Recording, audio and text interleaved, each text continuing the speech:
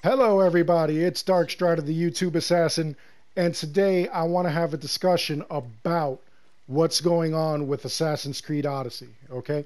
Assassin's Creed Odyssey is being met by some fans with a negative light. They feel that the series will start straying from its original path. Others feel that the game is amazing and worth investment into the world that is Odyssey.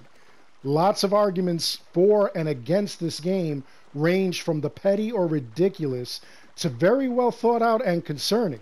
I myself am willing to explore the game further and play with an open mind, although I too have my reservations.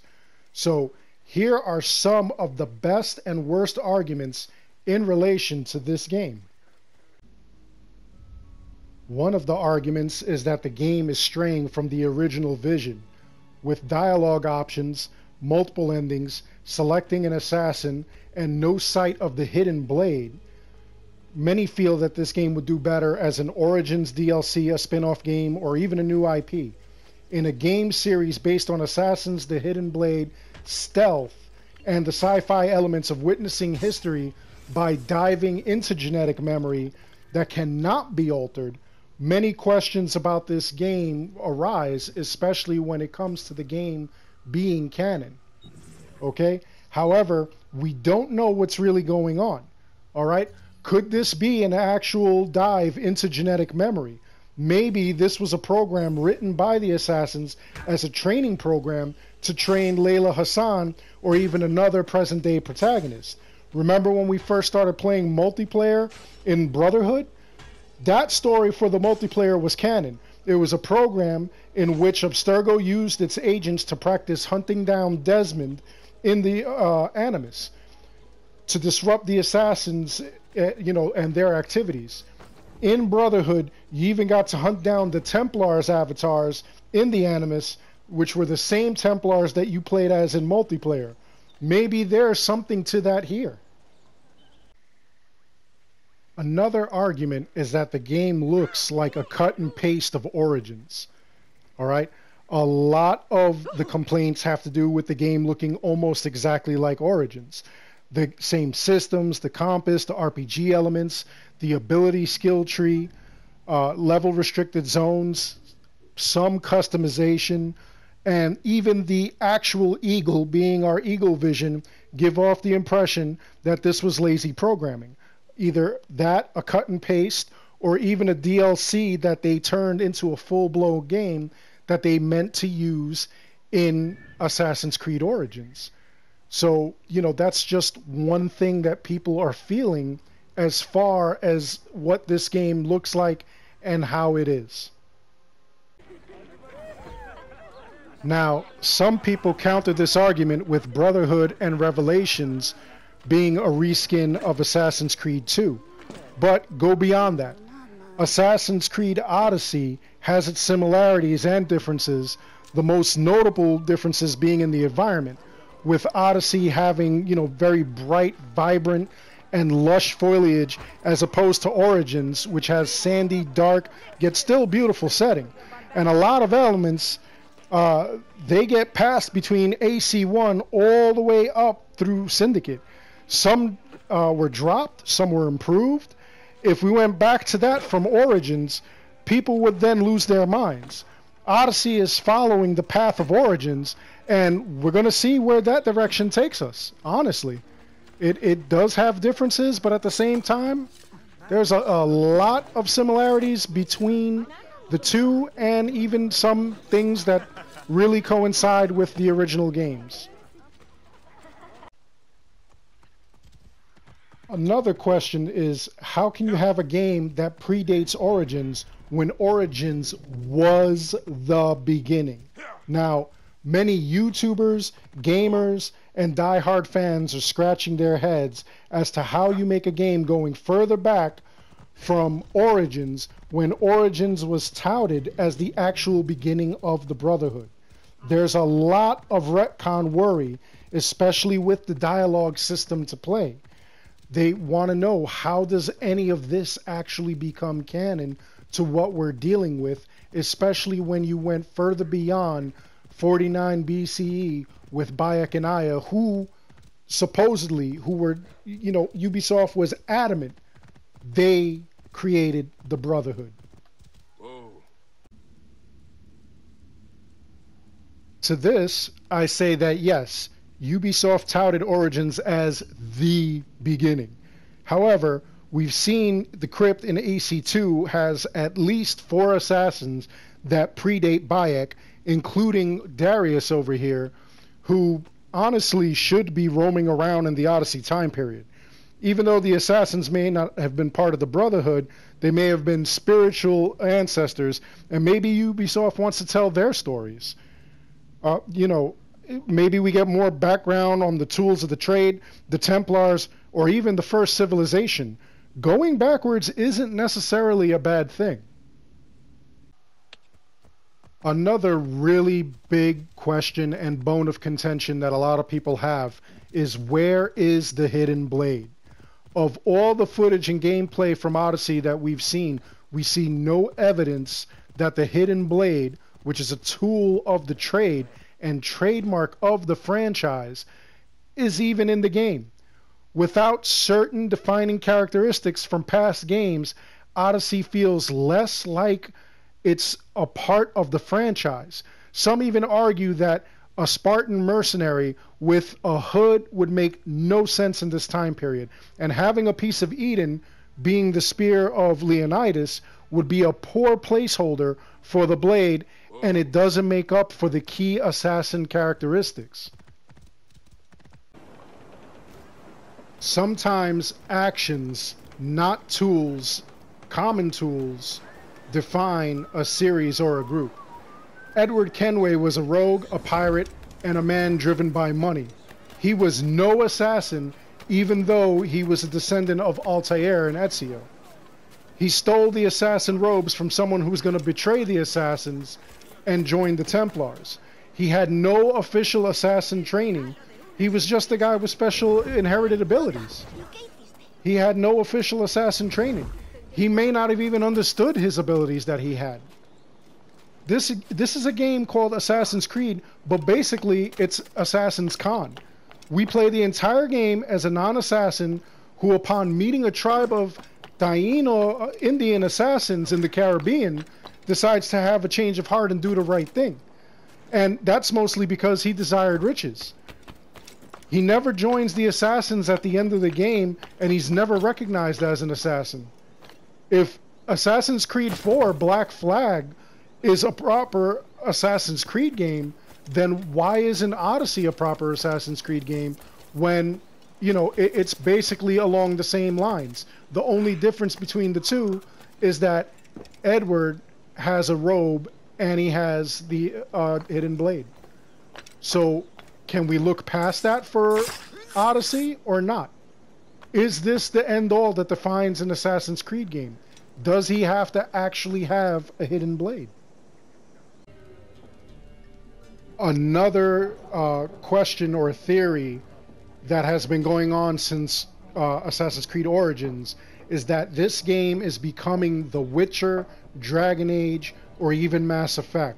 Now, this is an argument we've heard since Origins. Like I said, The Witcher, Dragon Age, and Mass Effect are RPGs or have RPG elements with heavy dialogue options. Some options open side quests to more options or to other faction affiliations and things of that nature. You even get romance options with these things. Cutscenes immerse you in these worlds, and a lot of people are worried that this game is becoming something else.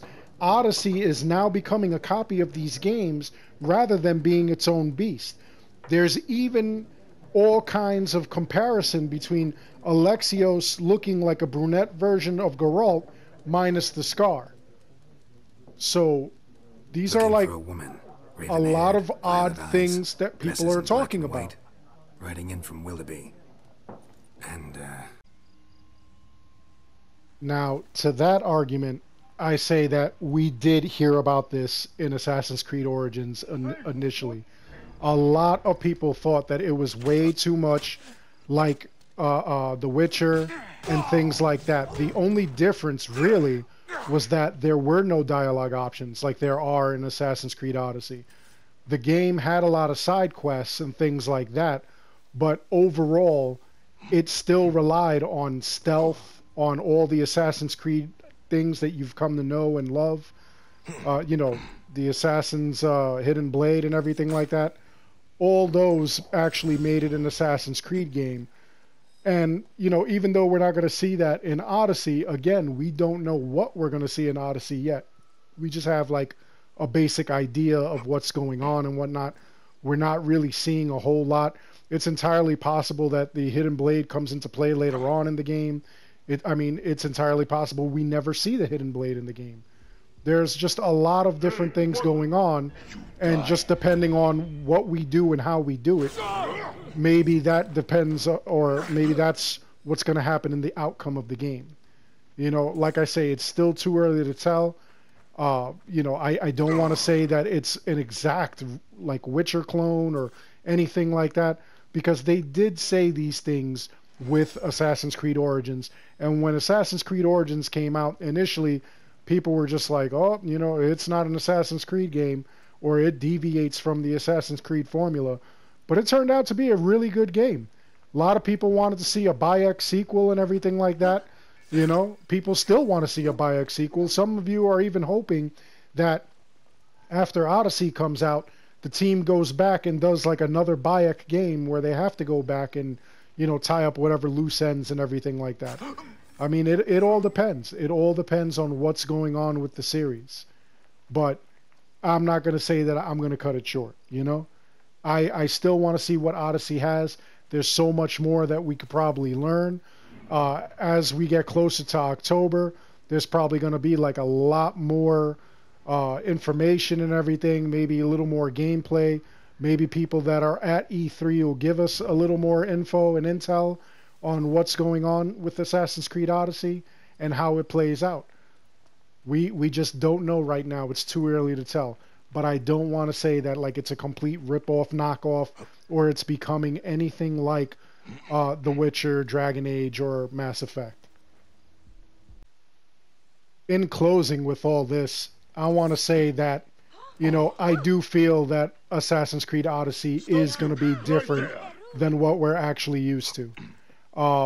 You know, I don't know how that's going to play with the genetic memory, and I've made my reservations known about how I feel about the canon and what we're actually going to have as canon.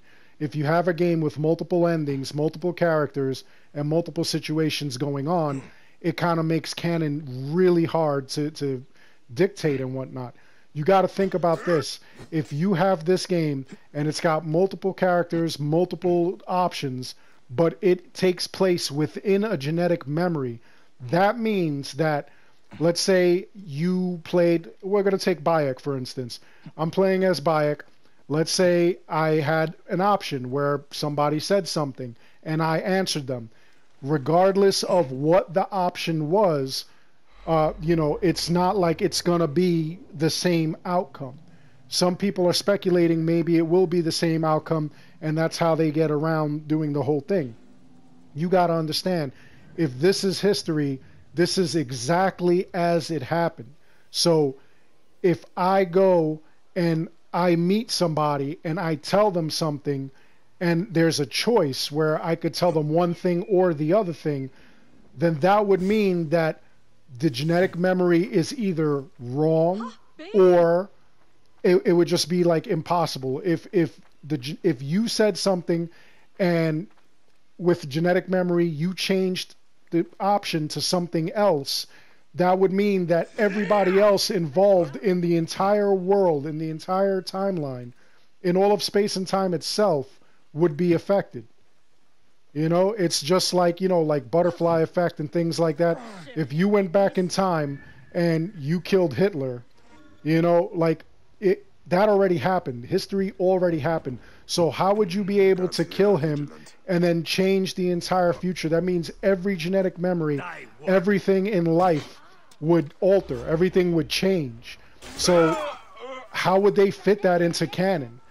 And they better not tell me something ridiculous like, you know, even though this is what actually happened, that you know, there's some kind of like alternate timeline theory or multiverse theory or anything like that.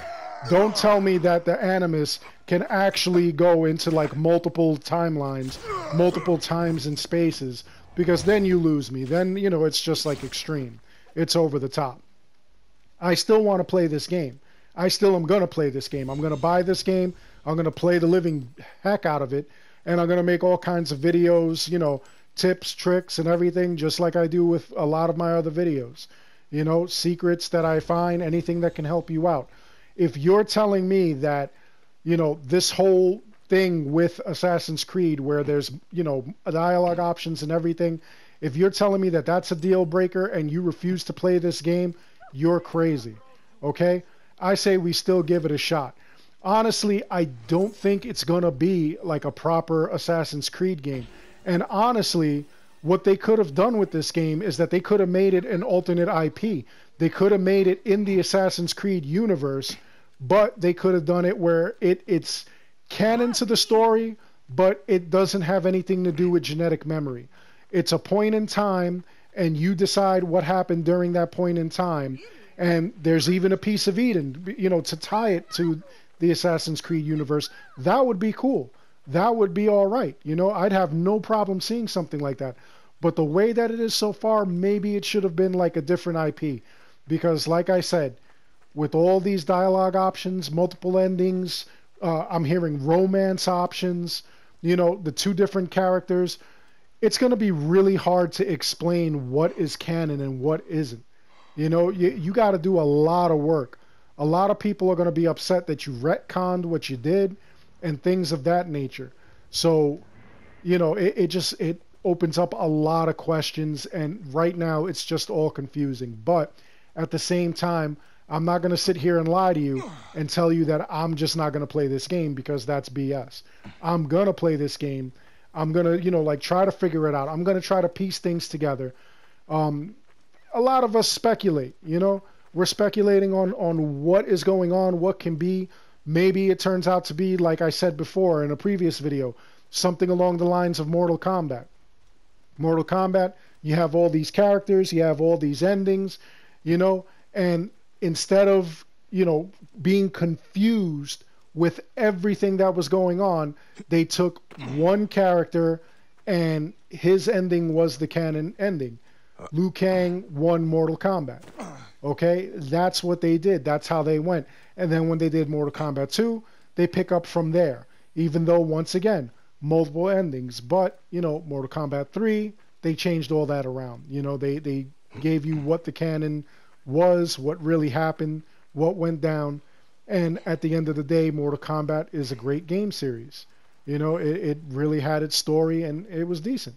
You know, so now everything with Assassin's Creed Odyssey, I know it looks a little confusing. I know a lot of people are upset.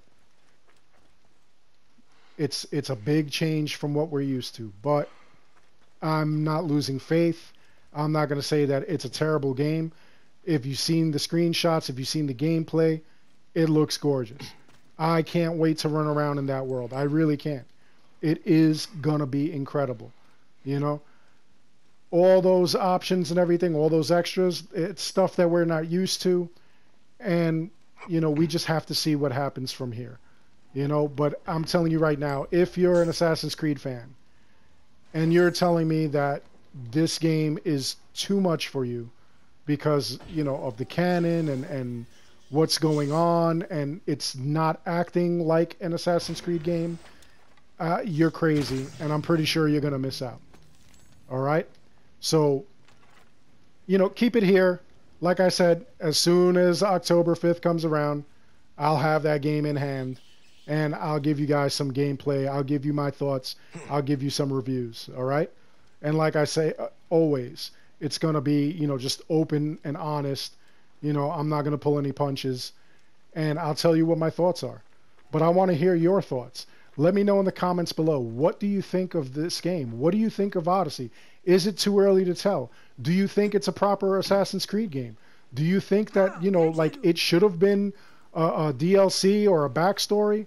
Do you think that it should have been its own story? Like I said before, it would have been awesome if it was in the Assassin's Creed universe, and you know, it was just some other thing going on and you decided to go with what you went with, because honestly, it's going to be a lot to take in. Like I say, let me know in the comments below. Other than that, I hope you enjoyed this video. Please like and subscribe. It helps the channel out a lot.